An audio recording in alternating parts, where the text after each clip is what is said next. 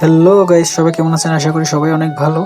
আজকে আমি কেটিএম নিয়ে যাচ্ছি কক্সবাজার হিরো শোরুমে হিরো এক্সট্রিম 125R নিতে। সো আমরা যাচ্ছি তারা বুনিয়াদছড়া হিরো শোরুমের মধ্যে।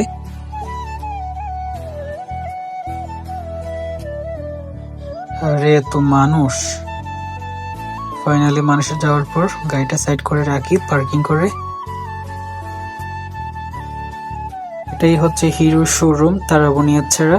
যাদের গাড়ি লাগে অবশ্যই আপনারা আসবেন, এসে দেখবেন যে গাড়ির কোয়ালিটি এবং ওদের ওদের ব্যবহার আচার আচরণ অনেক ভালো ছিল। যেহেতু আমাদের পূর্ব পরিচিত, তাই আমরা ওনাদের থেকেই নিয়ে নিলাম হিরো শোরুমের থেকে একটি বাইক।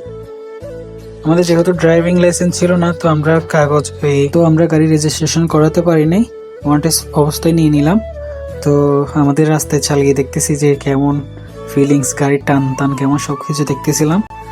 তো মন সইতেছিল যে একটা নতুন বাইক, যে একটা ছেলেদের কতটা ইমোশন, প্রথম যেদিন শোরুম থেকে নিয়ে আসে বাসায়, যে কীরকম একটা অনুভূতি, এটা যারা ছেলেরা যারা বাইক লাভার আছে ওরাই হয়তো বুঝবে। গাড়িটা বাসে নিয়ে চালাচ্ছি হেঁটে হেঁটে, দেখতেই পারতেছি।